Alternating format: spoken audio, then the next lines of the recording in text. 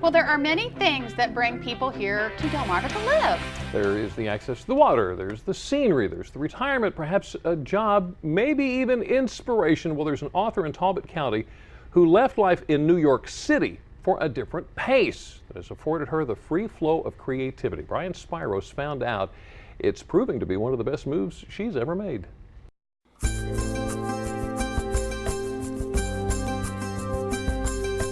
She's had a long-standing career in the art world, not to mention in magazine publishing. And if you ask Amy Abrams what it took to get there, she'll tell you dedication. Pretty much during my career was the first one in the office and the last one to leave. This New York native started out with an art history degree. In the 1980s, she landed a receptionist position at a growing magazine in New York City. It was being at the right place at the right time. The publication was Art and Antiques. And we grew that over the 8 years that I was there into the most widely circulated art magazine in the country. So I learned a tremendous amount and rose up on the business side. She then became an associate publisher for a magazine in Washington, D.C. And that's when Amy found herself wanting to jump into the writing arena. So she packed up once again, only this time she moved west to Arizona. What most people don't realize is that Scottsdale is the third largest art market in the country. And so I got to meet a lot of prominent artists. I wrote about them for the major newspaper there. I had a national column in a newspaper about the Arizona art scene, and did a lot of national publications coming out of there. While living in Arizona, Amy wrote several articles about Western artist Bill Schenck. He was one of the first to use cowboys and Indians as his subject matter. Those stories Amy wrote about him proved beneficial. Bill Schenck would later ask Amy to write and design a book about his pop art. It's a 200-page illustrated coffee table book about his career. Most people have heard of pop art because they know the name Andy Warhol, and he's the most famous pop artist.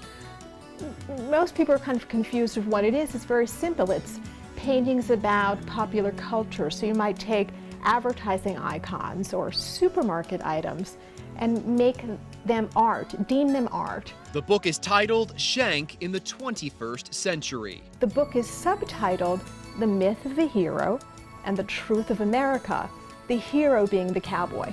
Amy says some people may not realize the cowboy actually was a low-paid laborer and sometimes a lawless one. But in American culture, he's become an icon.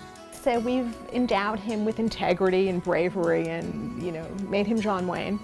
And the book is very much about the myth of that character and what it means in terms of American manhood.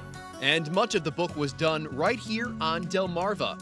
That's because Amy moved back east from Arizona. She first settled in Greensboro and now resides in Talbot County.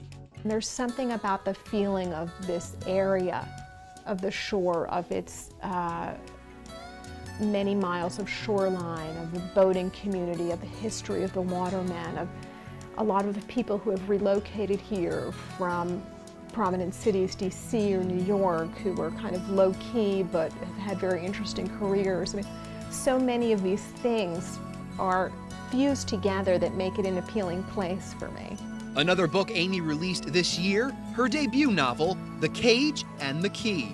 It's a spiritual sojourn that gives women something more, women who are seeking within motherhood, career, and romance, a way to grow spiritually, personally, and professionally, and find happiness.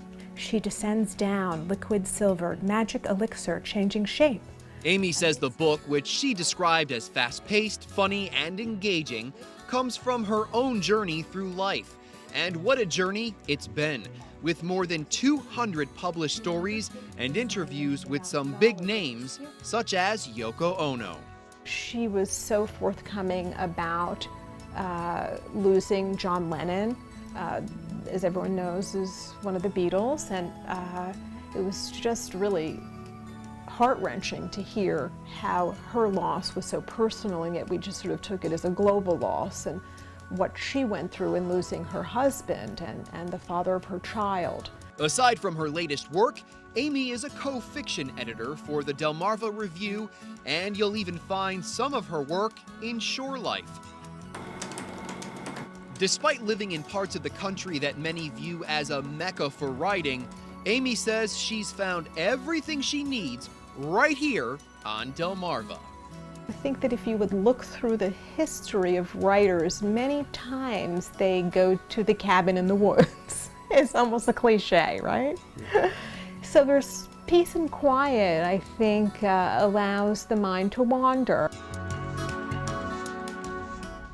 Now, are you an aspiring writer? Amy has some advice for you. She says it always helps to read literature by someone you consider a good writer. And understand that when you submit pieces of writing for publication, you're going to get your fair share of rejections.